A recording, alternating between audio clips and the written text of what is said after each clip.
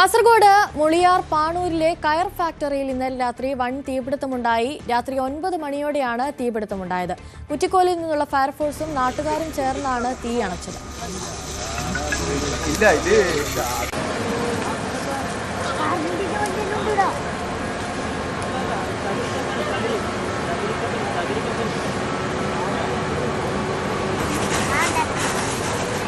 പാൻറ്റാൻ്റെ ചെപ്പ് കൂട്ടുന്ന സ്ഥലത്താണ് ഈ തീ പിടുത്തുണ്ടായത്. ഓക്കെ, നമ്മളവിടെ തീ കത്തിക്കൊണ്ടിരിക്കുന്നത് ഫയർഫോഴ്സ്.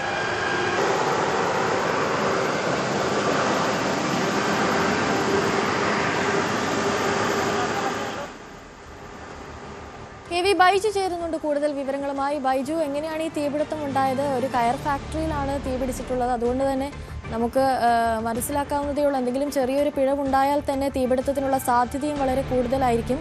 ഷോർട്ട് സർക്യൂട്ടോ അങ്ങനെയുള്ള എന്തെങ്കിലും കാരണമുണ്ടോ ഇതിന്റെ പിന്നിൽ? അനുശ്രീ, ഇന്നലെ രാത്രി 9 മണിയോടുകൂടിയാണ് ഇത്തരത്തിൽ മുളിയാർ പാണൂരിലെ കയർ ഫാക്ടറിയിൽ വൻ തീപിടുത്തമുണ്ടായത്. ഈ ഷോർട്ട് സർക്യൂട്ടാണ് ഈ ഒരു തീപിടുത്തത്തിന് കാരണമെന്നാണ് പ്രാഥമികമായ നിഗമനം.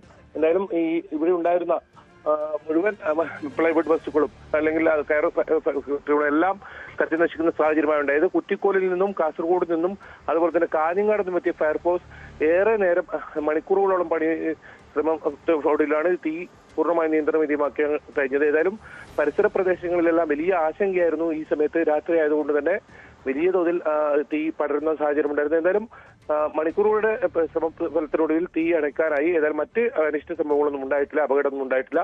ഈ ഫാക്ടറിയിൽ ഉണ്ടായിരുന്ന വസ്തുക്കളെല്ലാം കത്തി നശിക്കുന്ന സാഹചര്യമാണ് ഉണ്ടായത്. അനുസരിച്ച് ശരി, KV ബൈജു ആണ് വിവരങ്ങൾ നൽകിയത്. കാസർഗോഡ് മുളിയാറിലാണ് പാനൂരിലെ കയർ ഫാക്ടറിയിൽ ഇന്നലെ രാത്രിയോടെ വൻ തീപിടുത്തമുണ്ടായത്. രാത്രി 9 മണിയോടെയായിരുന്നു തീപിടുത്തമുണ്ടായത്. ഷോർട്ട് സർക്യൂട്ടായിരുന്നു തീപിടുത്തത്തിന് പിന്നിലെന്നാണ് ഇപ്പോൾ ലഭിക്കുന്ന വിവരം. KV ബൈജു ആണ് കൂടുതൽ വിവരങ്ങൾ. കൂടുതൽ വാർത്തകൾക്ക് News 18 Keralam YouTube channel subscribe ചെയ്യുക.